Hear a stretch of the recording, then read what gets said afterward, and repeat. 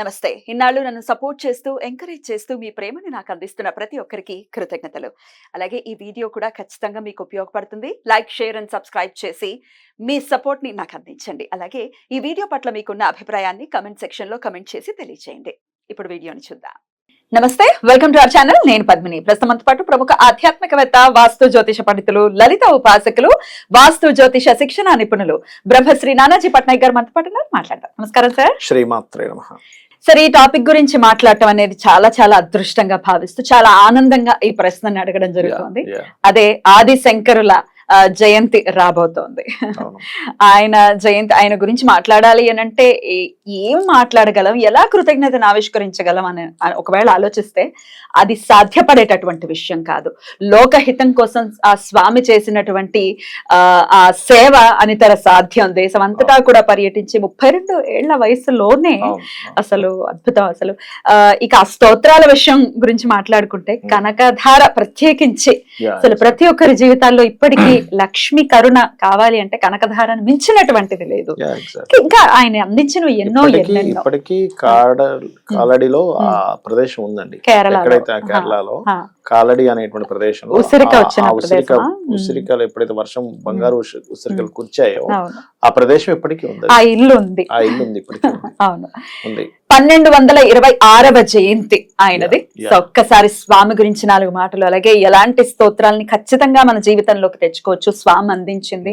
ఒక్కసారి గురువులు లేని వారు ఆదిశంకరుల్ని గురువుగా కూడా భావించవచ్చు అనేది వింటూనే ఉంటాం. ఇత్యాది ఈ విషయాలన్నీ ఒక్కసారి మీ ద్వారా సార్ చెప్పే ముందు ఒక్కసారి ఆదిశంకరాచార్యుల వారికి నమస్కరించుకుంటూ, నాకైతే అంటే అతను ఆదిశంకరాచార్యుల వారు సాక్షాత్ శివస్వరూపులు, శివుడే. ఆయన వచ్చి మన భూమి మీద పర్టికులర్ గా నాకు 3 అంశాలు స్పష్టంగా మనకు అర్థమయ్యేలా చెప్పారు.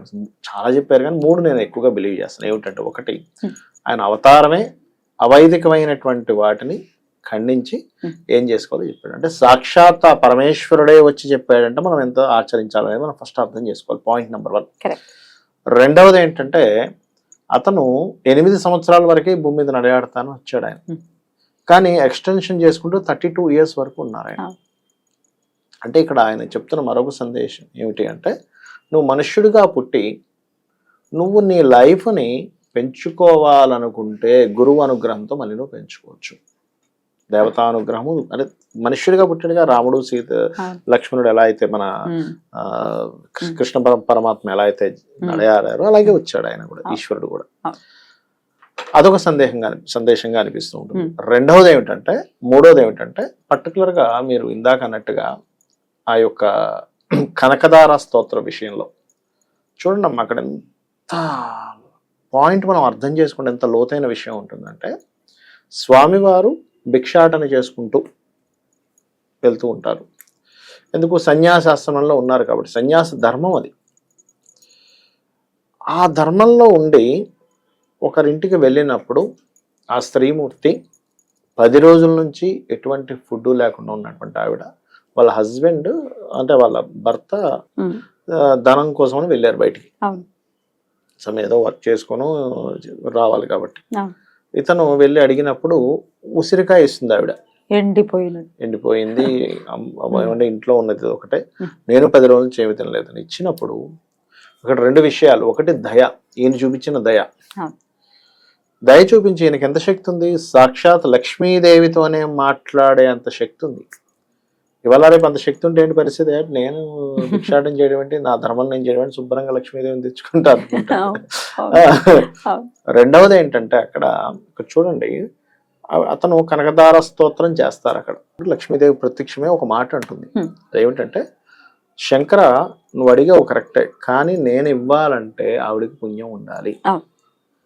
పుణ్యం లేదు, ఆవిడ జీవితంలో దారిద్ర్యం ఉంది, పుణ్యం లేదు నేను ఇవ్వడానికి. పుణ్యం సంపాదిస్తేనే లక్ష్మీదేవి అనుగ్రహిస్తుంది అనే ఒక పాయింట్ చాలా క్లియర్ గా చెప్తారు అందులో.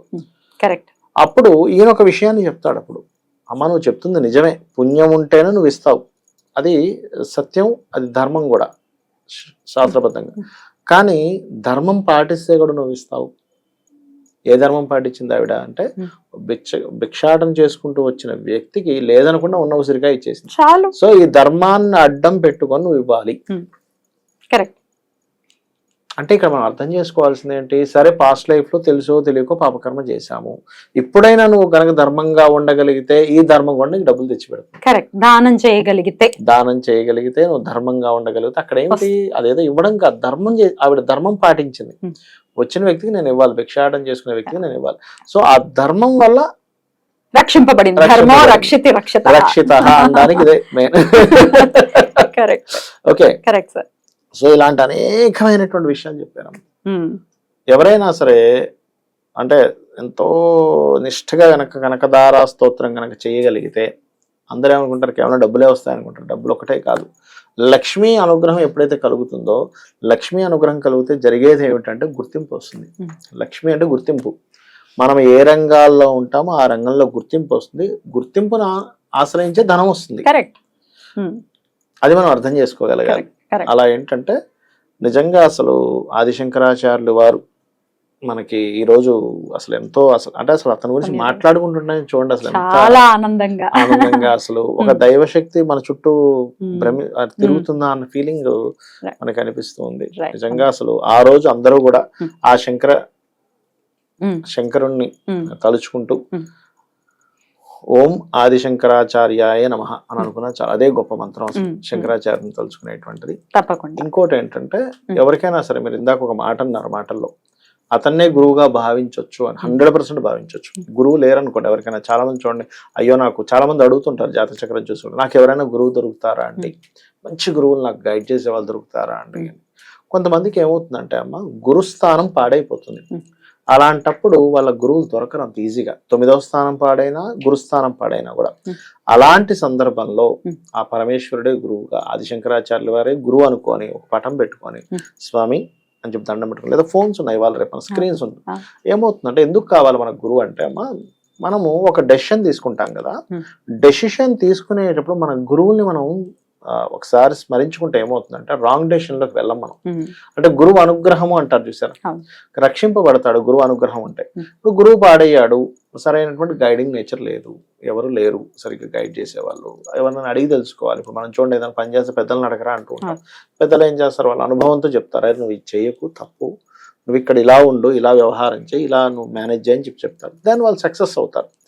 అలాగే మనం ఒక్కొక్కసారి ఈ మన ఇష్టదైవము 9th లార్డ్ మనకి జాతక చక్రంలో 9వ స్థానాధిపతి బాగుంటే ఆ స్థాన అధిష్టాన దేవతను తలుచుకుంటే మనకి వెంటనే మనం రాంగ్ డెసిషన్ లోకి వెళ్లకుండా ఉంటాం.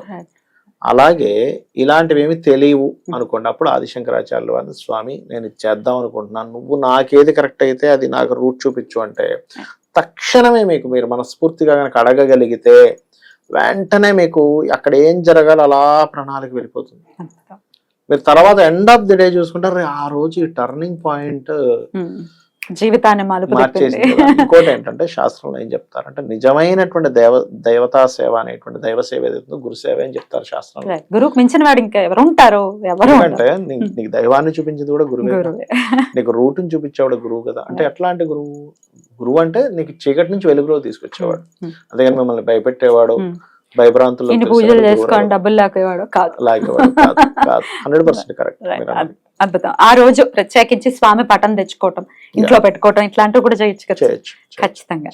ఇక కనకదారని ఎంత వీలైతే అంత జీవితాల్లోకి తెచ్చుకుని ప్రతినిత్యం కూడా చేసుకుంటే మిరాకిల్స్ ని చూడడం అనేది 100%. ఇక్కడ ఏంటంటే ఫస్ట్ ఆఫ్ ఆల్ మీరు అన్నట్టుగా మిరాకిల్స్ చూడడంతో పాటు అసలు నాకు ఎంతో యోగం కదా ఇది చేస్తున్నాను. ఎంత యోగం అంటే నేను అమ్మవారి ఆదిశంకరాచార్యులు అంటే ఏమిటి, ఈశ్వరుడే ఆదిశంకరాచార్య రూపంలో వచ్చి విరచించినటువంటిది. అలాంటిది నేను పలుకుతున్నా అంటే ఎంత అదృష్టం ఉండాలనే భావనతో చేయాలి. అసలు చదువుతుంటే కూడా ఒక ఆనందం. అంగం హరే పులక భూషణం ఆశ్రయంతి అంటుంటే అసలు ఎంత అసలు అద్భుతం. నేనేమంటానంటే ఇప్పుడు ఎవరైనా ఇప్పుడు క్రికెటర్స్ హీరోస్ సిగ్నేచర్ చేస్తే ఇది వాళ్ళదండి అంటాం, మరి స్వామి వారు డైరెక్ట్ గా రాశారు, ఇంకెంత మనం ఆనందపడాలి. డెఫినెట్లీ అదే ఆనందంతో చదువుతున్నాం. స్వామికి కృతజ్ఞతను ఆవిష్కరించి స్వామి యొక్క కృపని ప్రతినిత్యం ఖచ్చితంగా ఆయన చూపించినటువంటి బాటలో పయనిస్తూ ఆయన అనుగ్రహం మన మీద ఉండాలని మనస్ఫూర్తిగా కోరుకుంటూ ఆయన గురించి మాట్లాడుకోవడం చాలా చాలా ఆనందాన్ని ఇచ్చింది. చాలా చక్కటి విషయాల్ని తెలియజేశారు. Thank you so much sir. నమస్తే. శ్రీమాత్రే నమః.